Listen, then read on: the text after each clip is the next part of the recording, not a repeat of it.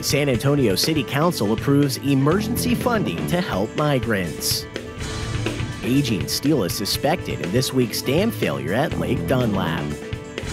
And Trinity University launches an incubator for new public and charter schools. This is your Express Briefing podcast for Friday, May 17th. Subscribe to this and other free content at expressnews.com/podcasts. And get each day's top news and sports headlines delivered to your inbox at expressnews.com/newsletters. The San Antonio City Council has decided to spend up to $141,000 to continue providing humanitarian aid to migrants at its temporary Immigrant Resource Center.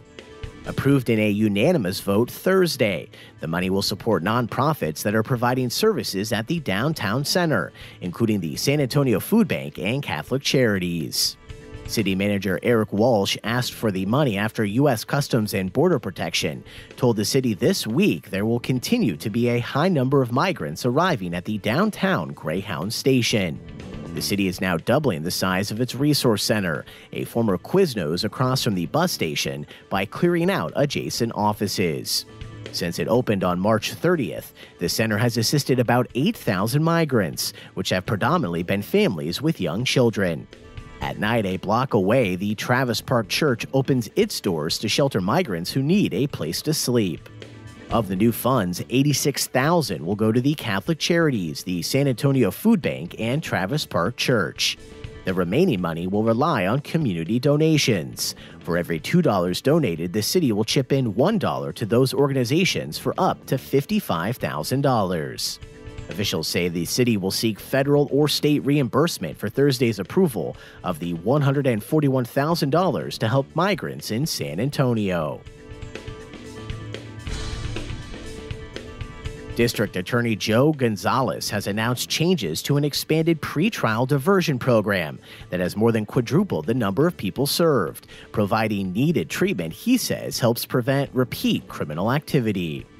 Thursday, DA Gonzalez took to the steps of the historic Bexar County Courthouse to announce the changes, as well as updates on other initiatives his administration has championed since he took office in January.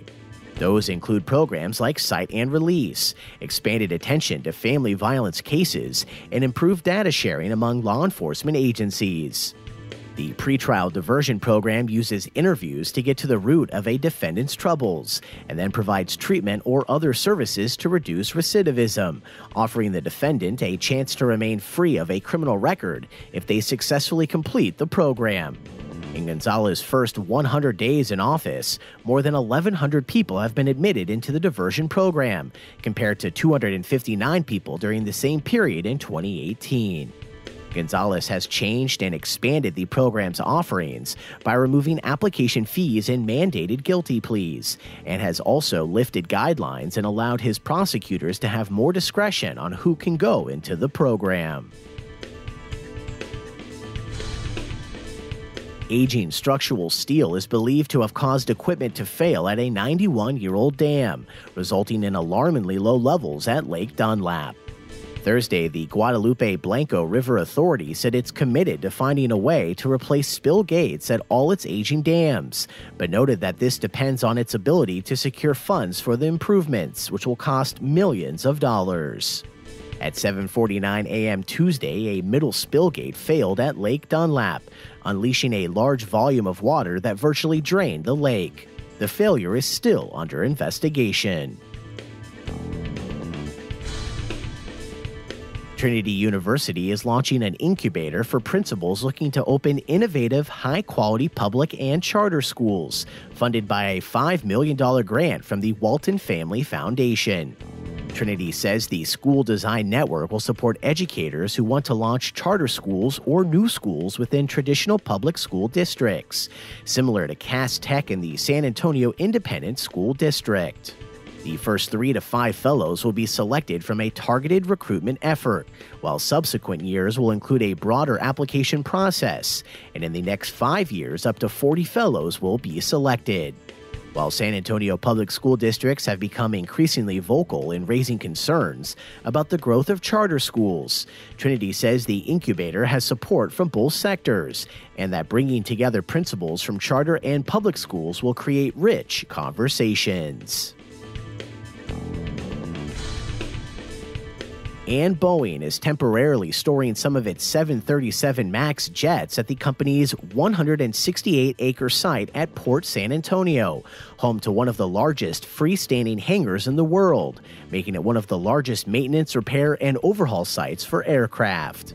The planes were grounded in March in the wake of 2 fatal crashes in Indonesia and Ethiopia that killed 346 people.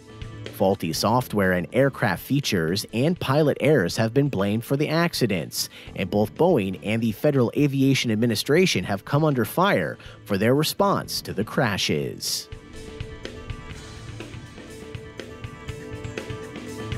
And that's your daily San Antonio Express briefing for Friday, May 17th. Subscribe to this and other free content at expressnews.com/podcasts.